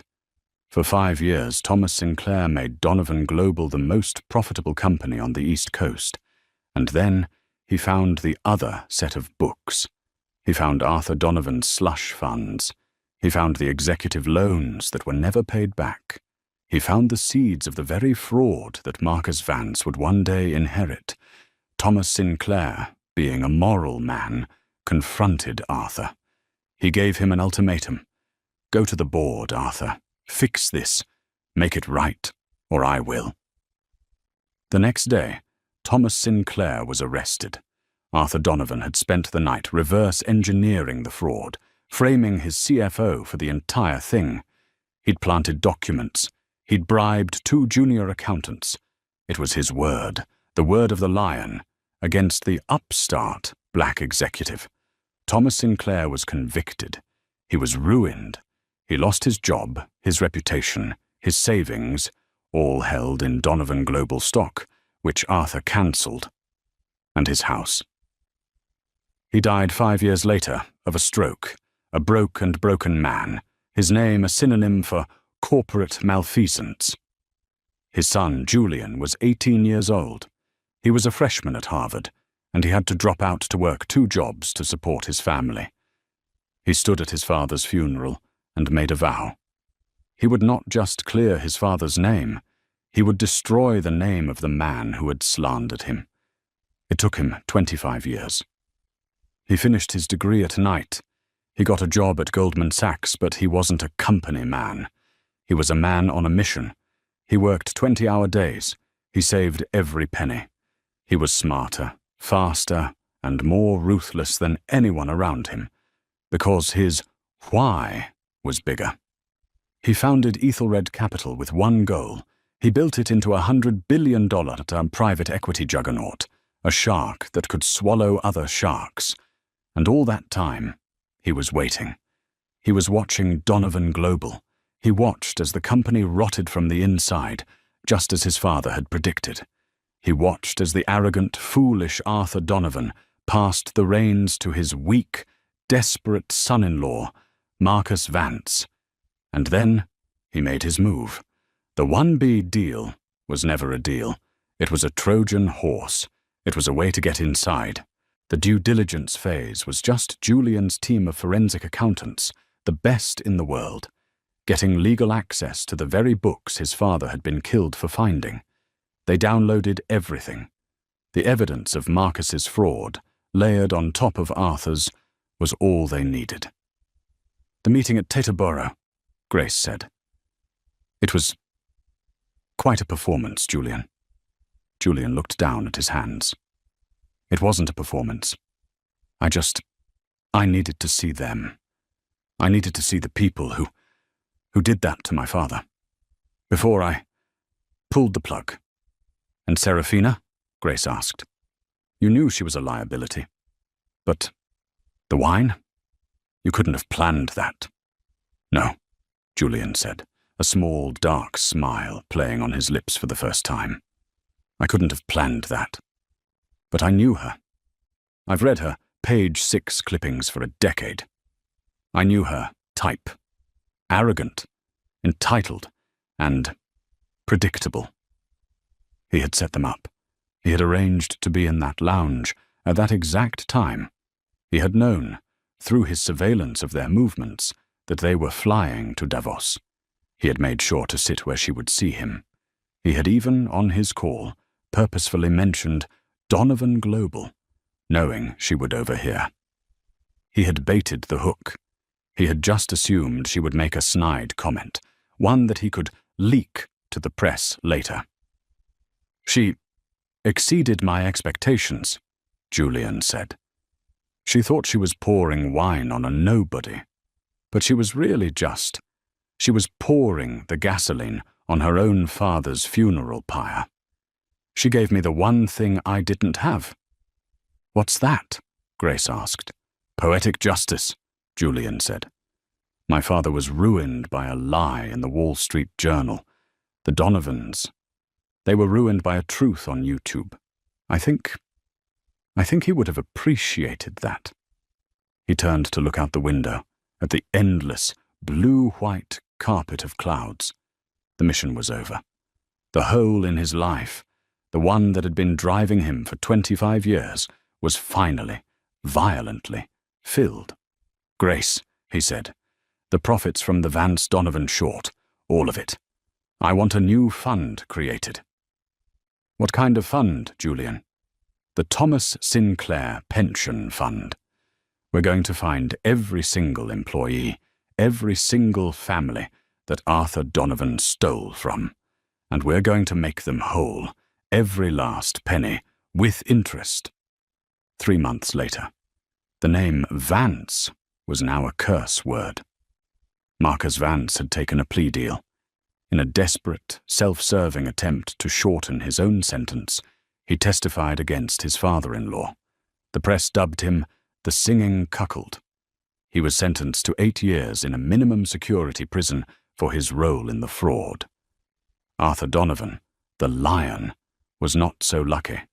His crimes were too deep, his victims too many. He was found guilty on 42 counts of fraud, theft, and embezzlement. He was sentenced to 150 years. He would die in prison. And Serafina? There was no plea deal for her. She hadn't committed a financial crime. Her crime was one of character, and the punishment was social. She had, as Marcus predicted, been left with nothing. The ironclad prenup, which she had insisted on to protect her family's money, had a reverse clause. It stated that if one party, through gross negligence or public scandal, caused a material loss to the marital estate, that party would forfeit all claims. Pouring a one-veto deal down the drain was, as her divorce lawyer, a court-appointed one for the first time in her life, explained, the definition of gross negligence. She was broke. She was not just, I have to sell the Hamptons house, broke. She was, I don't know how I'm paying for this cup of coffee, broke. Her friends, like Bunny Weatherford, had long since abandoned her. To be associated with Serafina Vance was to be toxic. She was a social pariah. She had tried to get a job. But what could she do? Her resume consisted of chairing galas, and summering. She had no skills, she had no references, and her name, her face. It was infamous. She tried to get a job as a hostess at a mid-level restaurant. The manager laughed at her. "Have you work here? The customers would spend all night asking you to pour wine on them." She was 42 years old, and, for the first time, utterly alone.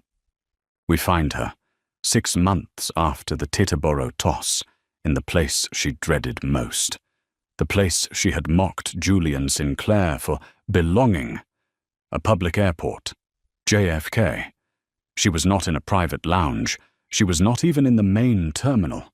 She was in a windowless break room in the sub-level of Terminal 4. She was wearing a drab, ill-fitting, navy blue uniform.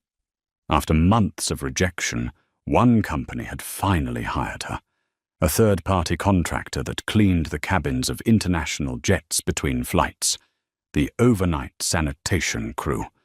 It was the only job she could get. It was anonymous, it was at night, and it was the only place that would hire a Vance. Her boss, a woman named Maria, looked at her with suspicion. "You're Serafina, right? The new girl?" "Just Sarah," she whispered. "Right. Well, Sarah, you're on toilets. First-class cabin. American Airlines Flight 101 from London. They had a rough landing, and some drunk hedge funder redecorated the lavatory. Here's your bucket." Serafina took the bucket and the rubber gloves. Her hands, which had once been manicured to perfection, were now raw and red. She walked onto the empty, dark plane. The first-class cabin. It was a cruel mockery of her old life. The lie-flat seats, the empty champagne flutes. She went into the small lavatory. The hedge funder had, indeed, been sick. Everywhere. Serafina looked at the mess, then looked at her own reflection in the small mirror. Her hair was lank, her face was pale, and her eyes were empty. She began to cry. Not loud, dramatic sobs, just silent, hopeless tears. This was it. This was her life. This was the bottom. "What's the matter, lady?" A co-worker, an older man with a kind, tired face, was standing in the doorway. His name was Sal. "You look like you just lost your best friend," he said. I lost everything," she whispered. "Join the club," Sal said, sighing. He pointed to the Donovan Global logo still visible, though faded, on his uniform. He was part of a work release program for ex-employees. "I was a line foreman at the Donovan plant in Ohio for 30 years, paid my dues, had a pension, then, poof, all gone. Arthur Donovan and his family." He spat the word. "They took it all. My pension, my house, my wife's cancer treatment fund. She's gone now, and I'm here, 65 years old, cleaning toilets." Serafina froze. Her hand in its yellow rubber glove was trembling. I'm so sorry," she said. "Yeah, well," Sal said, not unkindly. "Sorry don't pay the bills. Come on, new girl, we ain't got all night. Those toilets ain't gonna scrub themselves." He tossed her a sponge, and for the first time, Serafina understood. The karma. It wasn't just that she was poor, it was that she was now, finally, exactly where she belonged. She was, at last, staff. 1 year later, the world had, for the most part, moved on. The Teterboro toss was a forgotten meme. Marcus Vance was a name in a prison ledger. Arthur Donovan was a cautionary tale in business school textbooks. Julian Sinclair was on the cover of Forbes. The headline, "The New Face of Capitalism: How Julian Sinclair Turns Revenge into Redemption." The article detailed the incredible success of the Thomas Sinclair Pension Fund. It told the story of his father, Thomas, and his 25-year quest for justice. It spoke of the 10,000 families he had made whole. He was a hero, a modern-day folk legend. He was at the Milken Institute Global Conference in Los Angeles, the new, undisputed king of Wall Street. He finished his keynote address on ethical capital allocation to a thunderous, standing ovation. As he walked off stage, a woman in a server's uniform, black pants, white shirt, stepped forward, holding a silver tray with a glass of water. "Mr. Sinclair," she said. Julian stopped. He looked at her. The room was full of billionaires, but for a moment, they were the only two people in it. It was Serafina. She was different. She was thin, painfully so. The famous blonde hair was its natural, mousy brown, pulled back in a severe bun. There was no jewelry, no makeup. Her fingernails were short and clean, but the biggest difference was her eyes. The arrogance, the fire, the entitlement. It was all gone. They were just tired. Julian's security detail, a large man named Mike, tensed. "Sir?" Julian put a hand on his arm. "It's fine, Mike. Wait for me by the car." He took the glass of water from the tray. "Thank you." "Sarah," she said. Her voice was quiet. "My name is Sarah."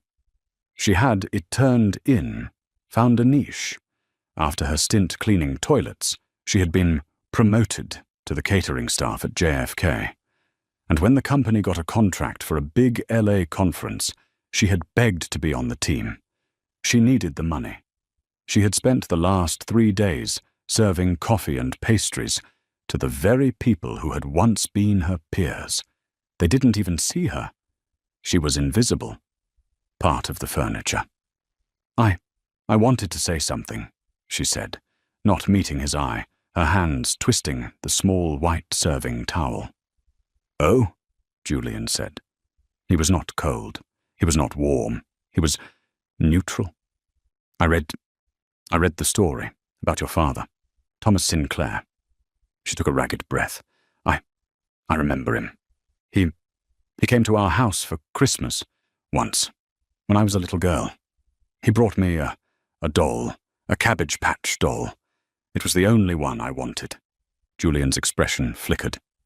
This he did not know. "My father. Arthur. He was jealous of your father," Serafina said, the memories coming back in a painful rush. "He was smarter than my dad. Everyone knew it. My dad. He couldn't stand that. He couldn't stand anyone being smarter or better." She finally looked up at him, and her eyes were filled with tears. But for the first time, they were not tears of self-pity. "What my family did to yours, it was a sin. It was evil. There's no excuse. And what I did to you, in that lounge, it was the same sin, the same ugly sickness that my father had." She was crying freely now, but she didn't wipe the tears. She was a cater waiter, and she couldn't smudge. I am so, truly, deeply sorry. For all of it. For your father. For your family. And for the wine." Julian Sinclair looked at this broken woman, the woman who had cost her family $1 billion, the woman who had, in a strange way, given him his final, perfect victory. He had come here for revenge. He had achieved it 100-fold. He had destroyed their name, their fortune, and their legacy. But he hadn't, until this very second, gotten an apology. He looked at her, standing there in her $20 shoes, holding a silver tray. And he did something he had not planned. He reached into his pocket and pulled out a business card. It was his personal card. "Sarah," he said, Are you a good worker? Do you show up on time? Do you work hard?" She looked at him, confused. Yes, I do. It's all I have. My father's pension fund," Julian said, "has an outreach program for victims of Donovan Global. All of them. That includes the families of the men who went to prison, the wives, the children. They are victims too. Serafina's head snapped up. "It's a job," Julian said, placing the card on her empty tray. "It's an entry-level admin position, answering phones, getting coffee. It pays, not well, but it's a start. It's a way back, if you want it."